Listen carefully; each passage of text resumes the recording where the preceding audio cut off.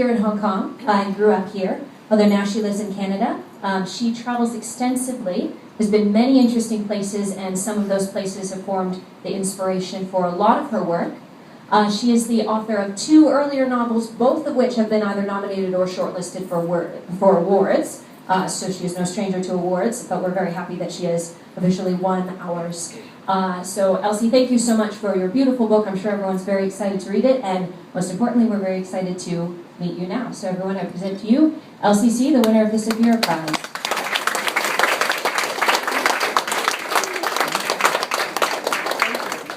Thank you everyone for being here tonight. This time last year, I was awarded the Superior Prize for Unpublished Writing, and the prize carried with it the publication of the manuscript, Ghost Cave. And tonight I have before me this book, Ghost Cave. And I am very grateful to the Women in Publishing Society for making a very cherished dream come true. Now, I know we're not supposed to judge a book by its cover, but anyway, I really should mention a little bit about the cover. First of all, it's very beautiful, and I'm very grateful to our designer, Angela, for this. She's here tonight. And okay, the mountain in the background is really from a photograph I took of Bao in Sarawak, Borneo. It's a gold mining town in the 19th century as well as nowadays. The man in the forefront is a Hakka Chinese migrant from China in the 19th century, mid-19th century. You notice he is wearing a queue or pigtail because it was during the Manchu times in China, and all the men wore pigtails. He is supposed to be wearing, you can see a little bit of it, the loincloth, which is what the Dayaks or the natives of Borneo wore in those days. So this sets the place and time of a great part of the story. Not the whole thing, but a great part of it. And but why Sarawak? Because my father came from there. He's a descendant of 19th century Hakka immigrants to Borneo from southern China. I'm very grateful for the fact that my father, who is 97, is now living with my mother, 91-year-old, in Edmonton. They haven't seen the book yet, but after this trip to Hong Kong, I will be going to Edmonton and present the book to my parents.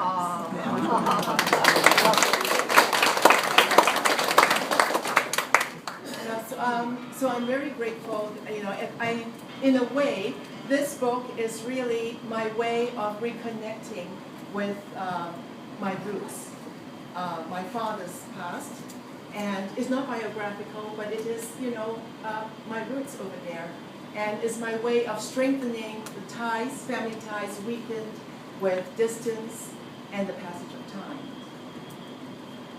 There are many people I'd like to thank tonight, especially members of the Women in Publishing Society, whose professional contributions in various facets of the book production, various stages of book production have made this publication possible, and whose contributions have not ended with the publication of this book, but are still ongoing with the distribution and promotion of the book, and I'm very grateful to them.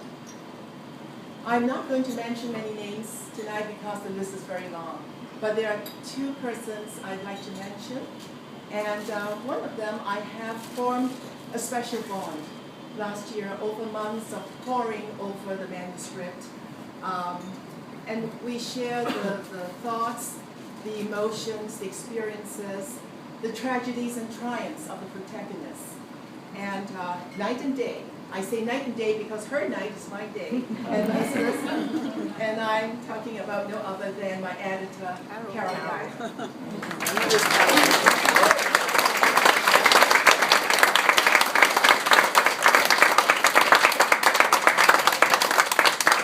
Carol, thank you so much for everything. You've taught me a lot, including the better use of a semicolon.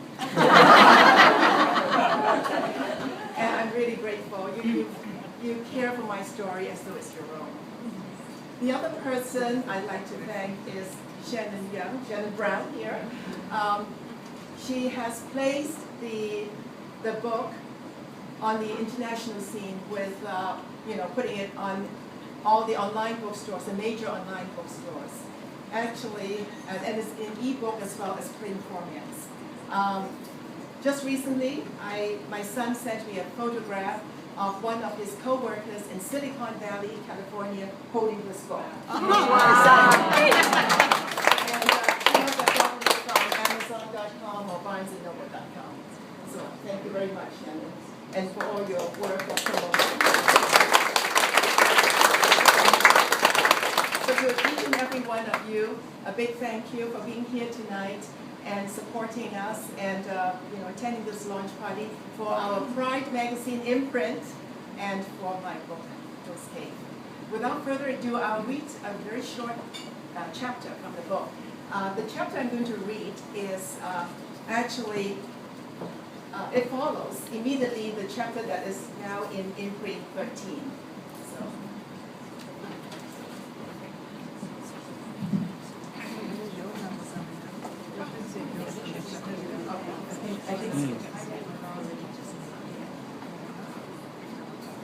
Not that tall. That's fine. Yeah. Okay. And I hope this will whet some appetite, but not give too much away. Grandpa, do you believe in the practice of voodoo? Therese asks as she's having lunch with her grandfather at a restaurant on the waterfront. Lucky it's not. Uh-oh. It must be the ghost. It's a black and white photo. She cannot help being disturbed by what she has read the night before about the episode in the jungle. If I'm reading it too slowly, it's because the lighting is not, so I'll try. About the episode in the jungle, not far from Kampong Tuquan, in the time of Amin and Juno. Black magic has been practiced among, sorry, yeah.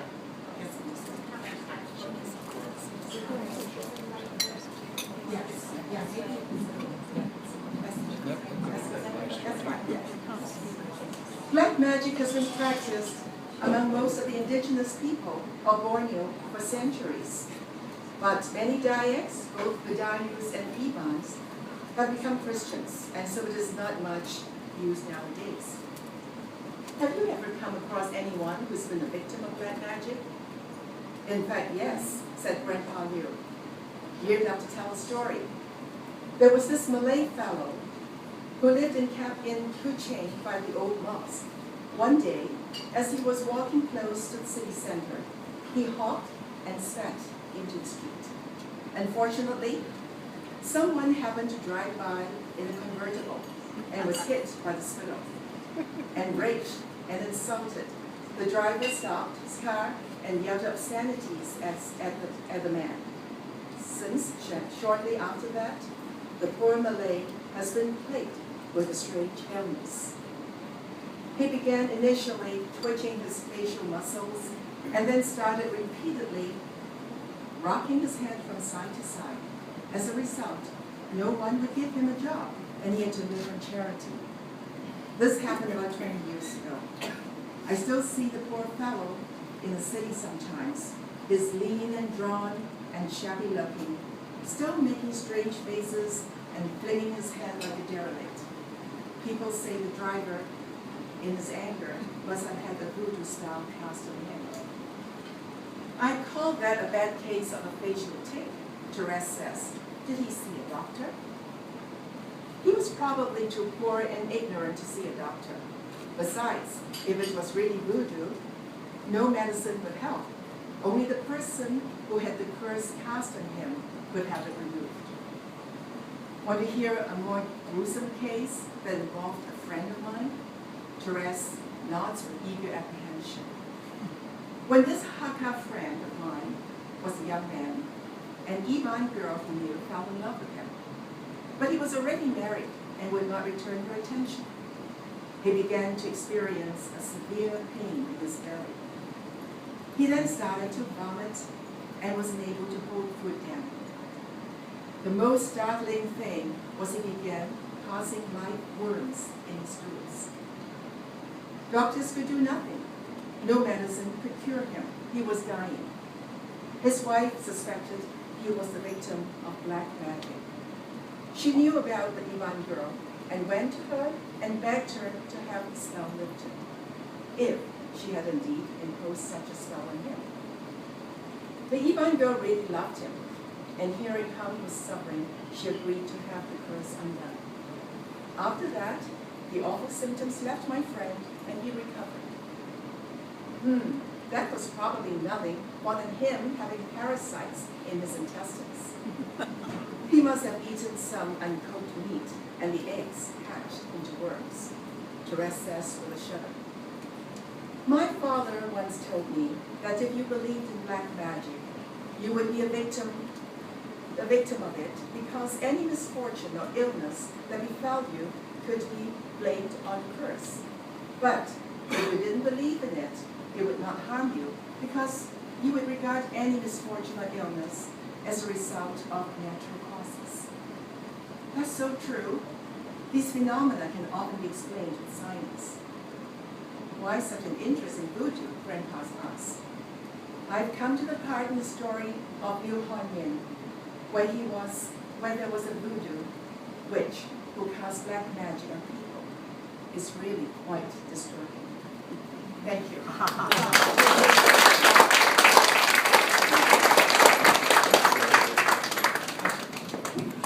Okay, thank you so much, Elsie, for reading and also for being here tonight. So everyone remember that